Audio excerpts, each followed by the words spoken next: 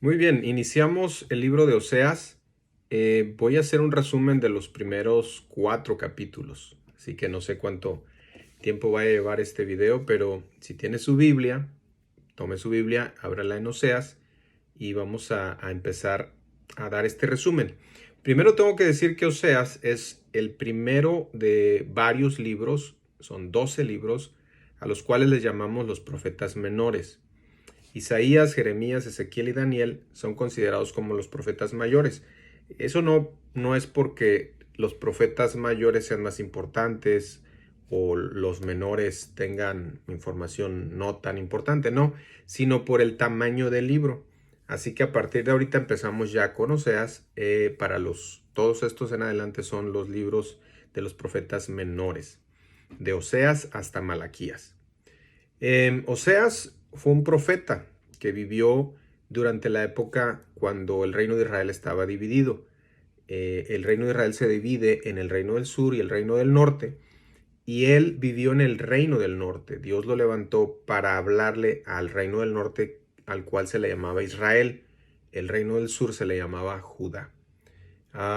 En este libro está la historia del mismo profeta Oseas. Tras su historia de tragedia, de infidelidad de su esposa, se puede ver la enseñanza que Dios quiere dejarnos. Quería mostrar al pueblo de Israel lo que para él era la infidelidad, el adulterio. Así que el trasfondo de la profecía de Oseas es esa historia, ¿no? La historia de una mujer caída y un hogar deshecho. Bueno, ya les di un poquito de introducción. Vamos a empezar. El capítulo 1. Dios le manda a Oseas casarse con una prostituta. Dice el verso 2, el principio de la palabra de Jehová por medio de Oseas. Dijo Jehová a Oseas, ve, tómate una mujer fornicaria e hijos de fornicación, porque la tierra fornica apartándose de Jehová. Este capítulo nos dice, no sabemos bien si Oseas se casó con una mujer que ya era prostituta o que se hizo prostituta cuando ya estaba casada. No lo sabemos bien, pero según aquí dice, tómate una mujer fornicaria. Aparentemente, él fue y buscó esposa en una mujer que se dedicaba a la prostitución. De los versos 3 al 5 se nos dice que Oseas fue obediente, se casó con esta mujer, la cual se llamaba Gomer, y da su primer hijo. El primogénito de Oseas y Gomer fue Jezreel, que quiere decir dispersado. Es decir, ya estaba profetizado con este nombre de su primer hijo que Israel iba a ser dispersado, se lo iban a llevar al exilio. Versos 6 y 7 les nace una hija, le ponen por nombre Lo-Ruama, que significa sin misericordia. A través del nombre de esta hija está profetizando que no iba a haber misericordia para Israel, el reino del norte, porque iban a ser cautivos, se los iban a llevar presos por todo su pecado. Versos 8 al 9, un segundo hijo le nace a Oseas y a Gomer y le ponen por nombre Lo-Abni o Lo-Abni, el nombre que significa no es mi pueblo.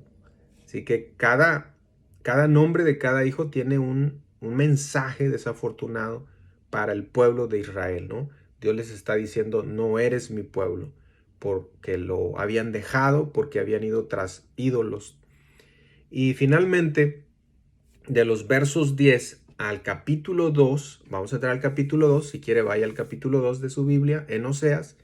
El capítulo, repito, del verso 10 del capítulo 1 al verso 1 del capítulo 2, hay una promesa de restauración futura.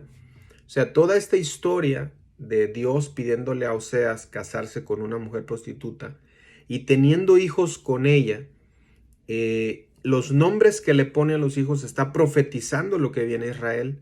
Pero en esta parte, en el verso 10 hasta el capítulo 2, verso 1, hay una promesa de restauración futura. Es decir, que Dios los iba a redimir, Dios los iba a rescatar. Entramos al capítulo 2. Ahí en el capítulo 2, versos 2 y 3, se nos habla del pecado de Israel. Una parte dice, porque ella no es mi mujer. Es decir, Dios ilustra, pongan atención a esto, Dios ilustra a Israel como si fuera Gomer, la mujer adúltera, la mujer prostituta de Oseas. Y Dios se muestra como Oseas, el hombre o el esposo fiel, el esposo que ama a su mujer a pesar de que su mujer es una prostituta. Así es esta analogía, esta parábola que Oseas lo vivió en carne propia. Para Dios esa mujer Gomer era como Israel, que se prostituía siguiendo ídolos. Fíjense cómo es el pecado para Dios. El pecado para Dios, la idolatría para Dios, no es cosa sencilla. Es como un pecado de fornicación. Es como un pecado de infidelidad dentro del matrimonio. Así es el pecado para Dios. Y se los está haciendo ver al pueblo de Israel a través de la vida de Oseas. Los versos 6 al 8, estamos en el capítulo 2. Dice cómo Dios va a atraer a Israel. Dice en el verso 6, yo rodearé de espinos su camino. Dios iba a hacer que hubiese dolor en el pueblo de Israel para que volvieran a él. Entonces dirá, iré y me volveré a mi primer marido. Es decir, iban a regresar a Dios. Versos del 9 al 13 nos dice cómo Dios iba a castigar a Israel, cómo Dios iba a castigar esta infidelidad de Israel. Acordémonos, es el reino del norte. Y de los versos 14 al 23, estos versos, léalos con detenimiento, estamos en el capítulo 2, son muy hermosos porque es la promesa de restauración de Israel. Hablan de la abundancia y alegría que iba a ser restaurada. Hablan de una relación personal restaurada y habla de bendiciones que Dios iba a restaurar. Léalo porque aparte de Dios profetizar el duro golpe que les iba a dar a Israel por su pecado, pero la misericordia de Dios no termina, sino que les da promesa de restauración. Vamos al capítulo 3 de Oseas. Dios le ordena a Oseas que ame a Gomer de nuevo. Quizás ella lo dejó, quizás ella fue otra vez a prostituirse, no se dice bien, pero aquí nos está diciendo que Dios le pide que regrese con la mujer adúltera.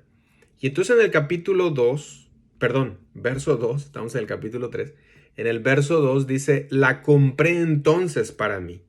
Fíjense cómo dice, la compré y da el precio del cual él la compró. La compré entonces para mí. Puede significar que Gomer fue vendida como esclava y Oseas la compró de su esclavitud, aún siendo su esposa, lo dejó, fue tras la fornicación y vuelve a comprarla. O puede ser que se refiera a que Oseas pagó como si fueran servicios de prostitución para él, siendo que era su esposa. Es increíble, ¿no?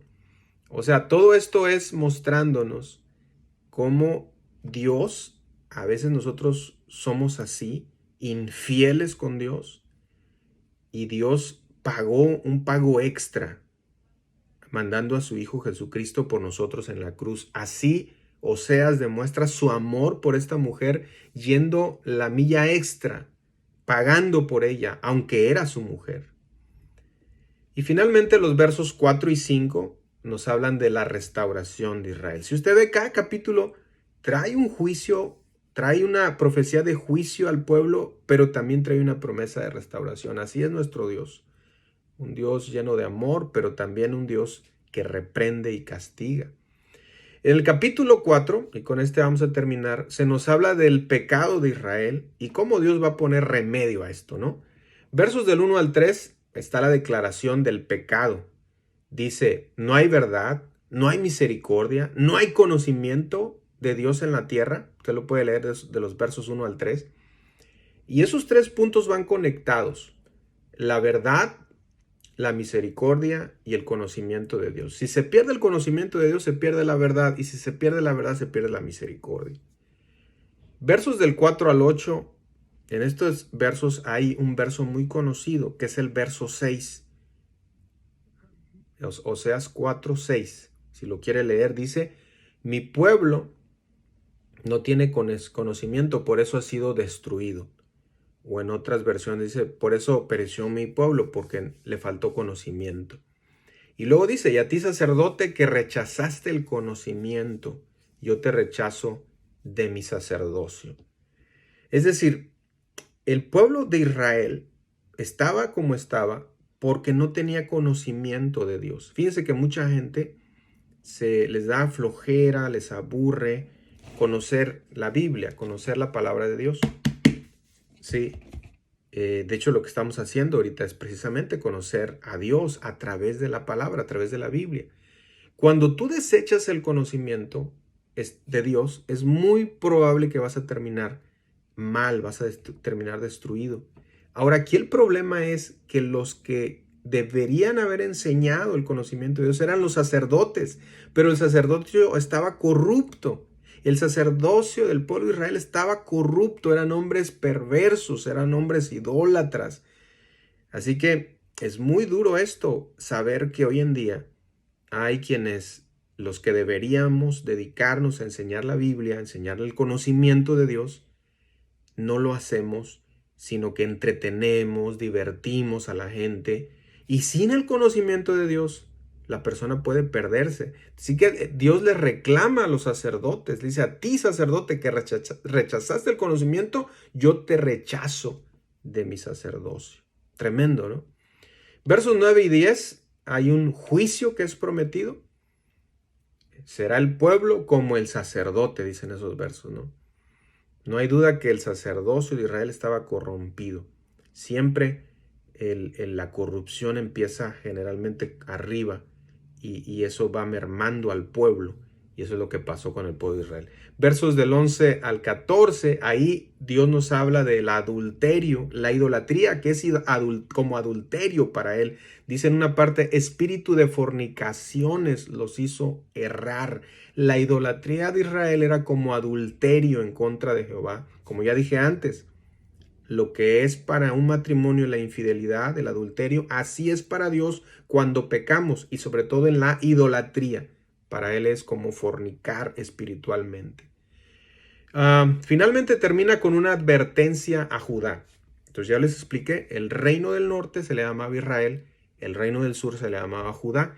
Y en los versos 15 en adelante, Dios les advierte a los de Judá, hey, no sigan el camino de sus hermanos de Israel.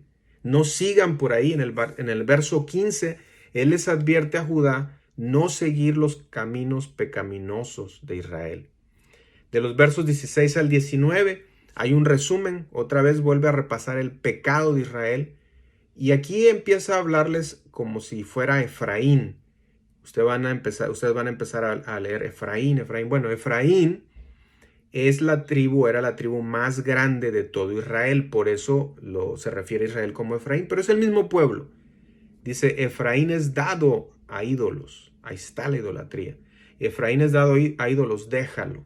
Es decir, Dios los iba a dejar, Dios los iba a abandonar. Y hermanos, no hay peor cosa que Dios nos deje hacer lo que queramos.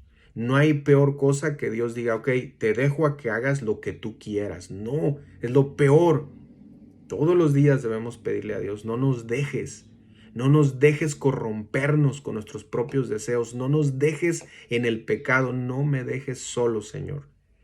Bueno, pues hasta aquí el capítulo 1 al capítulo 4 de Oseas.